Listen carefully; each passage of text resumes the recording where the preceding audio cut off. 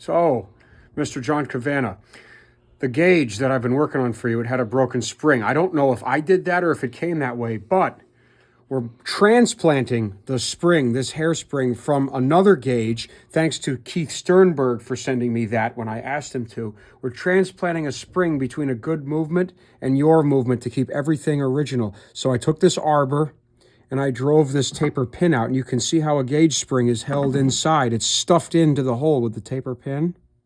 So there's your pin, right?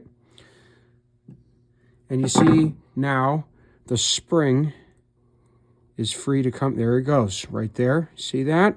It's just shoved into the hole with the taper pin jamming it. Very simple. And then we have to get this split collar off of here. Right, so here's the pinion that we're transplanting the spring off of.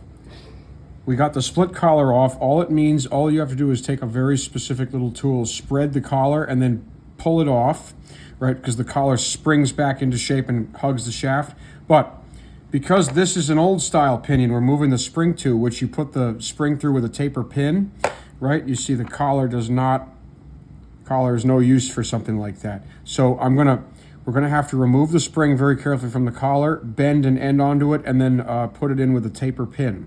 We'll film that process. Okay, 1 second. Now, here we are with a little spring. Got to change the shape. We just removed the collar.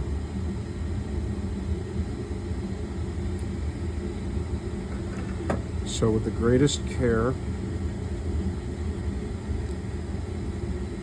and I have to go in here and add a little fold. Just like this. Perfect. Got it.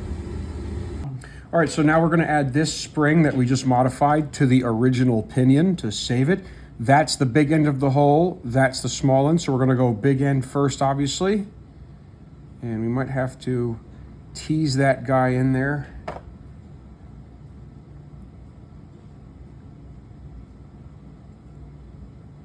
Okay, there's the end. And there it is. Okay, it's in. And then we're going to take our taper pin, this unbelievably small guy right here. We might need smaller pliers for that. We'll have to see.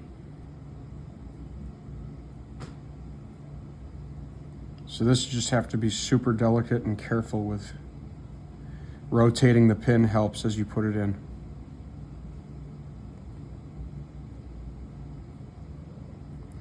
That pin is partially in, so now we got to straighten the spring out in there so it's perpendicular to the axis of the pinion, just like this, without, of course, bending the spring. And then let's see if we can push the pin in. Oh yeah, and gently does it. You don't want to jam these taper pins in hard, of course. Correct.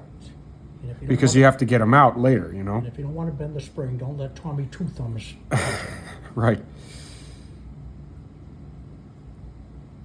So here, you see we're pushing that taper pin down home, and then, because this is a modification, we're just going to have to very carefully change the shape of that spring just ever so slightly, just like this, so we can have it concentric in the center, and then, you see it's turned again, so we'll take our bent nose dental tool and just very carefully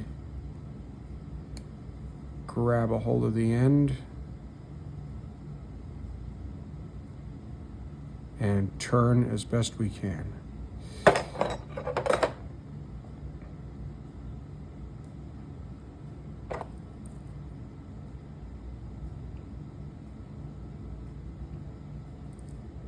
Almost got it.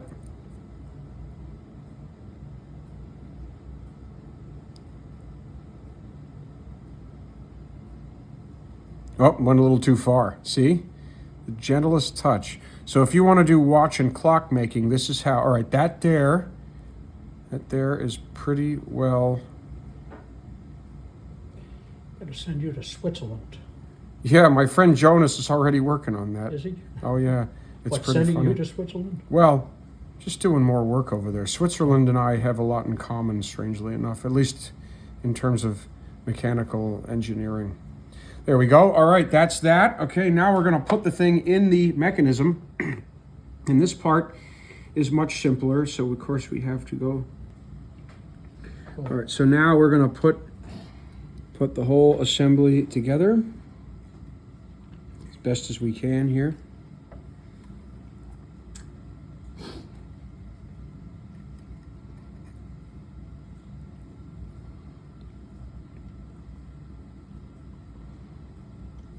So, just like in the arbor, there's a taper pin that holds this spring right in there.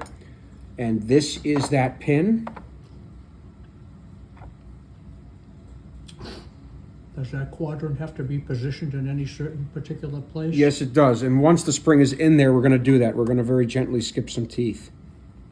So first, we just have to get our spring anchored. Because after that, all things become possible.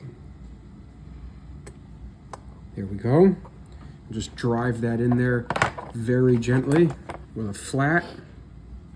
There we go, just finger tight, just 2 fingers, obviously. And then we need this to return the 0. So we want to wind the spring up this way a little bit.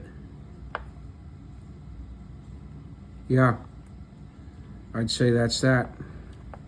Very nice. Very, very nice. Perfect. So, Tommy and I just polished the board and tube and the stock. The movement is now back together. I've reset where the teeth land on the quadrant. We've got pretty good returns here. We don't have the thing with the return spring. The return spring actually has little to do with the calibration of the gauge. It's mostly to ensure the needle returns to the 0 on the pin. So I'm making sure you check to make sure there's no backlash between the teeth of the gears. If the pinion is always being held against the pressure side of the teeth, so it's like against the 0 needle, there's no backlash going this way. And we're looking pretty good. So there's no backlash, but there's also a minimum of force. I moved it about 1/3 of a turn around before I engage the teeth.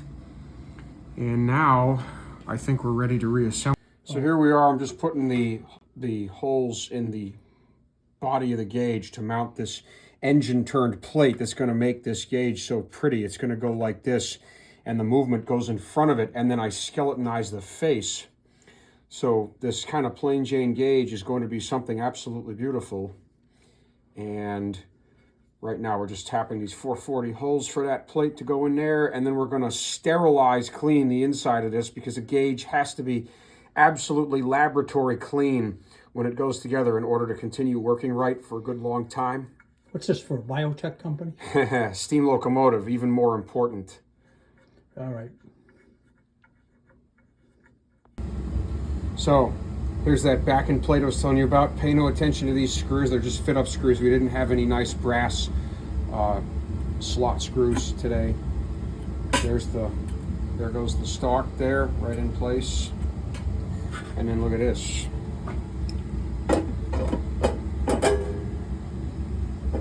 See how that's going to be? So now I've got to calibrate where the needle goes, and we got to test the thing on air. All right, so the mechanism is reset. We're going to be testing it against this Crosby gauge, which is Crosby and Crosby. I don't know where the heck everything went wrong between this and this, but that's a conversation for another fucking day.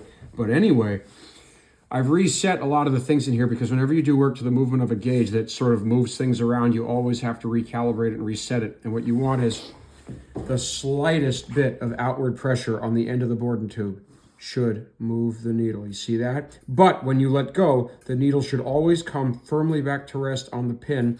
But you see the bounce? You don't want it to rest too firmly on the pin because then, of course, the pressure will come up 5, 6, or even 10 psi before you get movement. This here is just what you want. Just a feather touch. Just a feather touch moves that needle. So +0, feather touch to get it in motion. It might even be more accurate than this gauge. If we get a reading on this before this gauge starts to budge, we know we've got a nice, sensitive, accurate, low range on this gauge. Let's go and test it. Right, so this gauge here is accurate against a dead weight tester. Don't worry though, we'll test it against the dead weight tester in due time. But check this out. I left a leak in here, so when you shut the air off, it'll bleed back to 0. So the first thing we recheck is that it goes back to 0 by itself, and it does. And we're just going to go right up the scale here to our air reservoir pressure. And look at that, 85 and 85.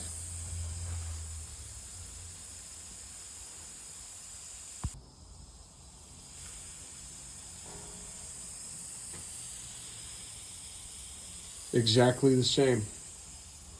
And good 0 return. Yep. Yep.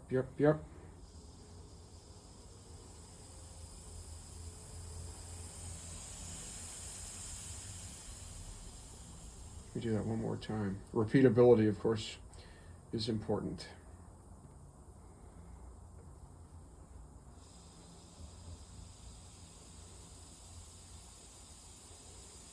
Can you stop it at 50? Try it at 50. Well, I mean, again, we need an air regulator. Yeah. This is just a valve and a leak off. I know. But it's pretty damn close. Yeah, it's funny. This Not gauge, bad. this gauge is more responsive. Yeah. This gauge comes off the peg slightly earlier, which is good. Of course, if you have a dead weight tester, then you can really, 80, 80. Yeah, brilliant. a dead weight tester, and you can nail it. But Yeah, well, we'll not do a that bad next. test. All right, we'll do that next. I got to get a hold of one. Perfect. All right, Al. Excellent. Very good. So here we are all back together after the surprise of the broken spring after we had reassembled it last time. But, so a couple more things I want to do to it. Right now, the glass is just sitting in there the way it was when I got it. You see how the glass moves? See that white stripe? This is supposed to be boiled linseed oil putty or litharge to the bezel. So I got to redo that because with the steam locomotive rattling around, this glass will fly around in there and break. And I've got to redo some, I want to redo a couple of fasteners. For instance, we have a really nasty strip one there. I want to make that right.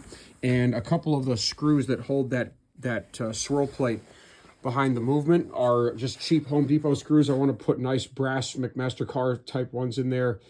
And that's that. And we tested it, and I'll test it against the dead weight tester also. But I hope you like it, John. And I can't wait to run the engine with this thing on the boiler.